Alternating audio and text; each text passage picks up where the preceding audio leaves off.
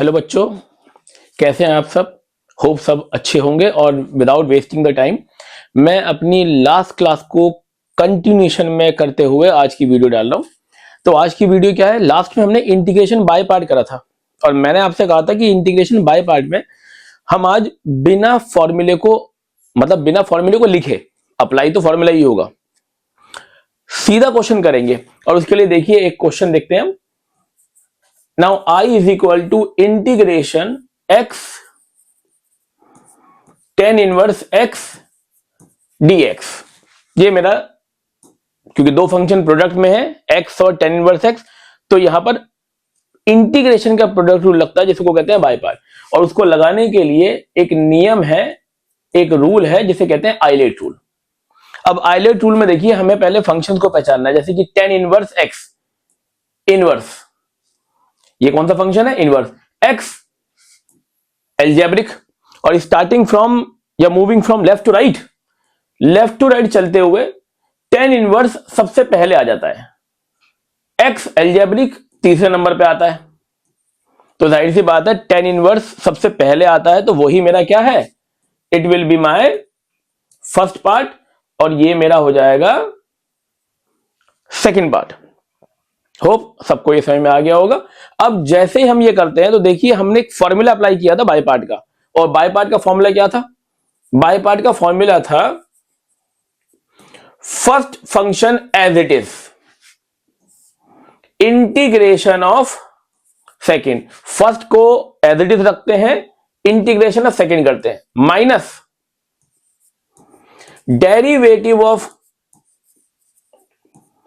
First into integration of second, whatever the result, जो भी इनका प्रोडक्ट आएगा उसका करना पड़ता है बेटा हमें होल इंटीग्रेशन। तो ये हमारा बाय पार्ट था।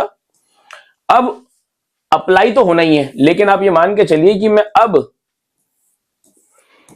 ये शो नहीं करूंगा, ये स्टेप में स्किप कर रहा हूं जहां पे मुझे ये सब वैल्यूज पुट करके दिखानी है, मैं डायरेक्टली कर रहा हूं। रूल अप्लाई होना है लेकिन अभी हम क्या करेंगे, इसको डायरेक्ट करेंगे। डायरेक्ट कैसे, जैसी फर्स्ट फंक्शन आपने मान लिया अपना या पहचान लिया tan इनवर्स x, तो first function as it is, first function as it is, integration of second, x का integration x square by 2 minus derivative of first, first part कौन सा पहचाना था, tan इनवर्स x, और tan इनवर्स x का derivative क्या होता है, 1 अपॉन में 1 प्लस एक्स स्क्वायर इंटू ये वैल्यू रिपीट होती है। देखिए ये वैल्यू क्या हो जाएगी, रिपीट। जो एक्स स्क्वायर बाय 2 है ये हमें दोबारा यहां पर लिखना है, एंड होल इंटीग्रेशन, क्योंकि फॉर्मूला यही है, first as it is integration of second minus derivative of first into integration of second. आप देखो इंटीग्रेशन ऑफ सेकंड दो बार है, यहां जो आएगा दोबारा रिपीट होगा। बाय पार्ट लग चुका है, अब इसको सॉल्व करेंगे तो देखिए I is equal to x square by 2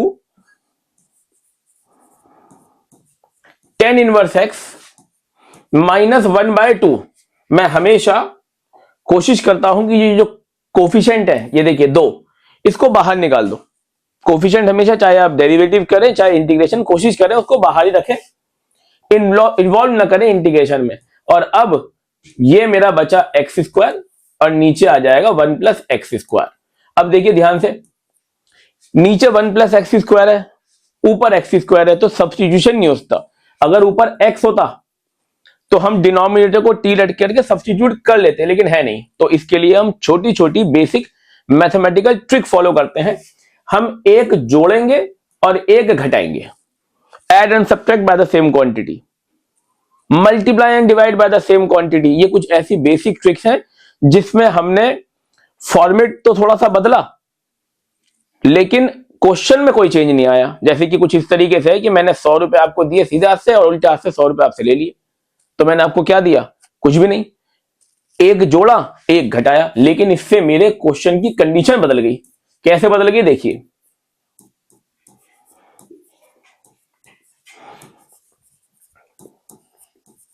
-1/2, देखिए 1 प्लस एक्स स्क्वायर को बच्चे हम अलग कर देंगे,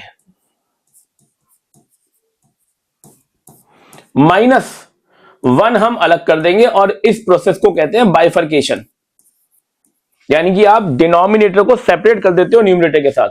ऐसा करने से देखिए मेरा ये कैंसिल हो गया, ऐसा करने से मेरा ये 1 प्लस एक्स स्क्वायर कैंसिल हो गया।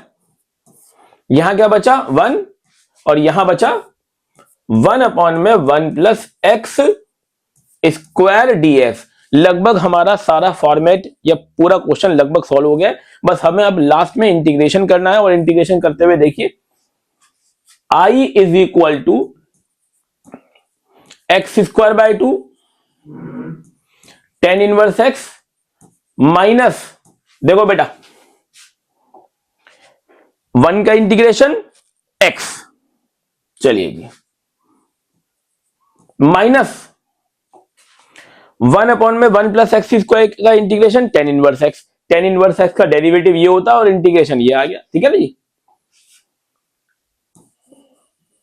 tan इनवर्स एक्स प्लस सी लगाना कभी नहीं भूलेंगे, क्योंकि जब जब आप इनडेफिनेट कर रहे हो तो सी उसकी एक कंडीशन है जो उसको इनडेफिनेट बनाती है, यानी कि एक अननोन वैल्यू है, हमें नहीं पता क्या वैल्यू है, इसलिए इसको इनडेफिनेट कहा जाता है। अगर आपने सी नहीं लगाया तो आधा एक नंबर कट जाएगा। अब हम इसको सिंपली मल्टीप्लाई करेंगे, और this is my final answer. ये रहा मेरा फाइनल आंसर। होप आप सबको ये समझ में आ गया होगा। तो अब जब भी हम आइलेट लगाएंगे और साथ में बाय पार्ट लगाएंगे तो कोशिश करेंगे कि हम फॉर्मूला अप्लाई ना करें, मतलब फॉर्मूला तो अप्लाई करेंगे लेकिन उसको शो ना करें, ये स्टेप ना करें, सीधा कर दें। आप शो कर भी सकते हैं, ऐसा नहीं है कि नहीं कर सकते हैं, बट थोड़ा सा स्टेप आपके कम हो जाएंगे। अब इसके साथ साथ आज की क्लास में एक और फॉर्मेट में आपको कराऊंगा, ध्यान दीजिएगा। ये आपका एनसीईआरटी के अंदर रिटर्न है कि जब जब e to the power x f x plus f dash x आता है, एफ एक्स क्या है, कोई भी गिवन फंक्शन, और एफ डैश एक्स क्या है, उस फंक्शन का डेरिवेटिव। तो आपका एनसीईआरटी ये कहता है कि अब आपको इसको आगे इंटीग्रेट करने की जरूरत नहीं है, इसका आंसर सीधा सीधा आएगा e to the power x into function plus c। ये सीधा लिख सकते हैं, और ये मैं नहीं कह रहा, ये एनसीईआरटी में रिटर्न है, कोई ऐसा नहीं है कि मेरी तरफ से कोई ट्रिक है, एनसीईआरटी में रिटर्न है। तो आप ये आराम से अप्लाई कर सकते हो। और इसका एक एग्जांपल देखो बेटा, फर्ज करिए मेरा i जो है e की power x sine x plus cos x है। तो ध्यान दीजिएगा, आप इस पहले फॉर्मूले को अपने क्वेश्चन से रिलेट करेंगे। ध्यान दीजिएगा, अगर मैं एफ एक्स को साइन एक्स मान लूं, एफ एक्स को साइन एक्स मान लूं, तो बेटा इसका डेरिवेटिव क्या होता है, साइन एक्स का डेरिवेटिव क्या है, कॉस एक्स। ये देखिए एफ डैश एक्स क्या है, कॉस एक्स। एफ एक्स है तो प्लस का F dash x is available, sine x है तो प्लस का उसका डेरिवेटिव भी अवेलेबल। तो अब आपको इसको फर्दर कुछ करने की जरूरत नहीं है, सीधा सीधा आंसर लिखेंगे e to the power x into original function, यानी कि into the function plus c, और यही आपका आंसर हो जाएगा। बट बच्चे ये कह रहे हैं कि सर आपने फॉर्मूला तो रटवा दिया लेकिन समझाया तो नहीं कि ये कैसे हो रहा है। तो देखिए हम इसको समझाते हैं, ध्यान दीजिएगा। मैं इसका आपको मैकेनिज्म समझाता हूं कि what exactly is happening in this question. अगर e की power x sine x plus cos x है, और आपका फॉर्मेट आपको पता है e की power x f x plus f dash x है, तो देखो एग्जैक्टली हो क्या रहा है। हम इसे क्या इस तरह से लिख सकते हैं, होप आप सबको ये समझ में आ रहा होगा। मैंने इसकी यहां मल्टीप्लाई करी, फिर इसकी इससे मल्टीप्लाई करी और अलग अलग कर दिया। अब मैं एक पार्ट को टच भी नहीं करूंगा, इस वाले पार्ट को खाली खाली लेफ्ट मोस्ट जो पार्ट है उसको मैं यहां पर इंटीग्रेट करूंगा आइलेट रूल लगा के। अब आइलेट रूल लगाते हुए फिर से एक बात आपको याद रखनी है कि e to the power x ये रहा, साइन x ट्रिग्नोमेट्री, तो देखो ट्रिग्नोमेट्री है फोर्थ पोजीशन पर, एक्सपोनेंशियल है फिफ्थ पोजीशन पे। तो अल्टीमेटली आप मुझे बताइए कि कौन सा पार्ट फर्स्ट पार्ट होगा। यस बेटा, trigonometry will be the first part, क्योंकि वो पहले आ रहा है, moving from left to right ये पहले आ रहा है, एक्सपोनेंशियल बाद में आ रहा है। तो ये आपका फर्स्ट, ये आपका सेकंड, और अब मैं इंटीग्रेशन यहां पर इस्तेमाल करूंगा बाय पार्ट, जिसमें first part as it is integration of second e की पावर x का इंटीग्रेशन e की power x minus derivative of first, बेटा साइन x का derivative cos x into integration of, ये वैल्यू दोबारा रिपीट ही होनी है, और जो भी दोनों का प्रोडक्ट है उसका होल इंटीग्रेशन। ये मैंने जो इंटीग्रेट किया है वो इसका करा है, इसका क्या हुआ, इसे तो टच ही नहीं करा था, इसे तो हमने टच ही नहीं करा था। अब ध्यान दे, e की power x cos x dx, e की पावर x cos dx, ये माइनस का ये प्लस का कैंसिल, बेटा i क्या बचा मेरा, e की पावर x साइन x, और क्या लगाना नहीं भूलेंगे, c कांस्टेंट। होप अब आपको यह क्लियर हो गया होगा कि क्यों e की power fx plus f dash x का आंसर सीधा आता है e की पावर x इंटू fx, क्योंकि ये कंडीशन हर बार अप्लाई होती है और आपको ये कंडीशन अप्लाई करनी नहीं है, सीधा लगा देना है। ठीक है जी। अब क्लास को खत्म करने से पहले एक और कंडीशन मैं आपको बता देता हूं कि जब जब आइलेट रूल में लगाता हूं तो पहली पोजीशन इनवर्स की है,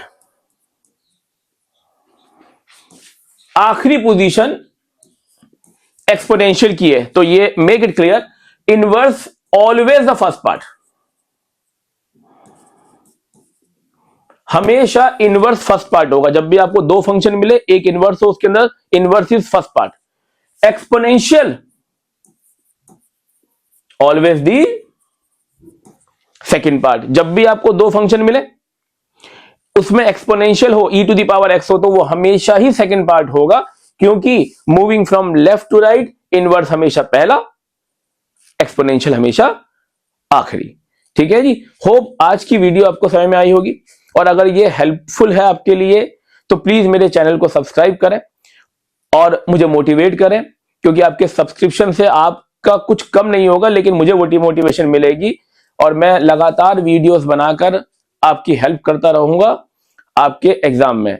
ठीक है बच्चों, और जैसे ही हमारे सब्सक्रिप्शंस या सब्सक्राइबर या हमारा थोड़ा सा बेस बढ़ेगा तो मैं एक प्रॉमिस करता हूं कि मैं आपके साथ लाइव क्लासेस भी कंडक्ट करूंगा, जिसमें आप पर्सनली क्वेश्चन या कॉन्सेप्ट मुझसे डायरेक्टली पूछ सकेंगे। Thank you very much. Channel को लाइक करें please. Good day, good luck, फिर मिलते हैं।